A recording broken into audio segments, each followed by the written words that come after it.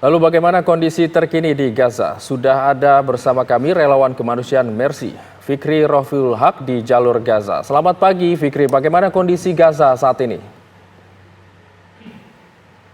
Ya, selamat malam waktu Gaza. Saat ini memang kondisi di jalur Gaza masih begitu mencekam, di mana pihak militer Israel juga masih terus membombardir dan juga membantai para masyarakat yang ada di jalur Gaza, terkhusus juga di jalur Gaza bagian utara.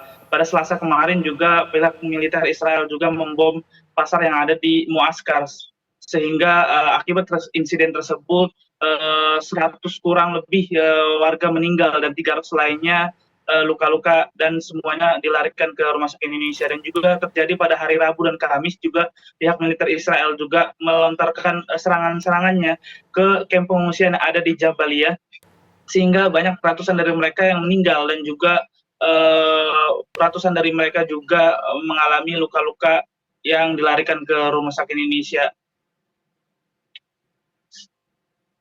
Baik, Fikri, Anda juga bisa ceritakan soal kondisi terkini dari Rumah Sakit Indonesia di Gaza. Apakah pasokan air, listrik semua masih aman atau mungkin juga alat-alat medis dan obat-obatan seperti apa di sana? Ya, sampai saat ini memang Rumah Sakit Indonesia masih terus menerima korban meninggal dan juga korban luka-luka yang terus dilarikan ke Rumah Sakit Indonesia.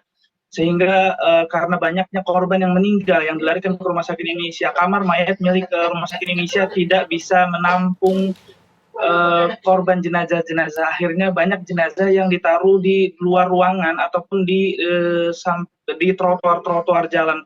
Mereka ditaruh semalaman untuk menunggu pagi hari agar bisa diambil oleh pihak keluarga. Dan juga saat ini Rumah Sakit Indonesia mengalami pembludakan korban luka-luka. Banyak di antara mereka yang tidak mendapatkan obat karena saat ini memang Rumah Sakit Indonesia mengalami krisis obat-obatan serta listrik. Dan juga informasi yang kami dapatkan bahwa genset pembangkit listrik di Rumah Sakit Indonesia yang hanya ada 2 buah, memang satunya saat ini sudah mati akibat mengalami kerusakan dan juga mengalami kehabisan bahan bakar.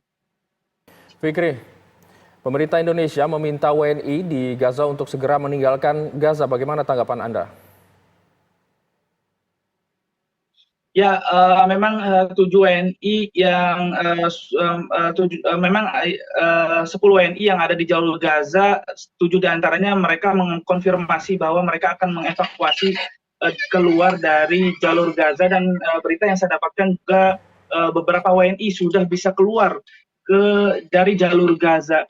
Namun memang 3 relawan Mercy termasuk saya saat ini memilih untuk menetap di jalur Gaza untuk terus membantu warga Gaza, terutama di Rumah Sakit Indonesia. Baik, baik Fikri, kami juga ingin tahu situasi di area-area atau jalur perbatasan. Apakah bantuan sudah mulai boleh masuk?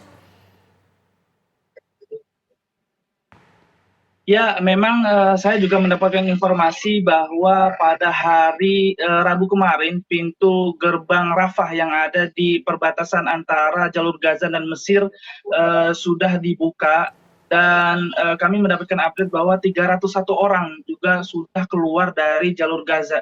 Puluhan di antara mereka adalah korban luka-luka dan juga sisanya adalah warga asing. Sampai saat ini memang pintu gerbang yang ada di Rafah masih terus terbuka untuk mengeluarkan korban-korban luka serta warga asing. Dan juga saya mendapatkan kabar bahwa 200 lebih truk kemanusiaan dari bulan sabit ataupun Palang Merah sudah masuk ke jalur Gaza. Rofik, bagaimana dengan bantuan seperti bahan bakar untuk genset-genset di rumah sakit yang berada di Gaza? Apakah sudah mulai berdatangan bantuan untuk bahan bakar?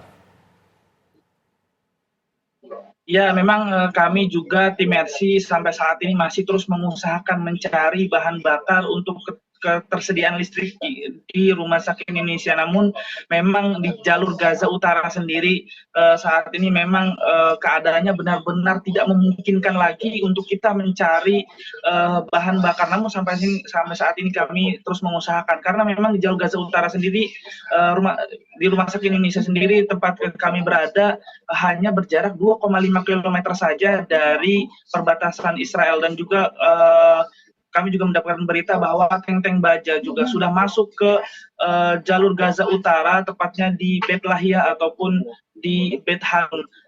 Tentunya sampai saat ini jalur Gaza Utara benar-benar keadaan yang sangat genting. Tidak ada mobil-mobil bahan bakar yang bisa masuk ke sini. Namun beberapa minggu lalu juga sudah ada truk BBM yang bisa membantu Rumah Sakit Indonesia. Namun pada minggu ini masih belum ada bahan bakar yang bisa menyuplai rumah sakit terkhusus Rumah Sakit Indonesia.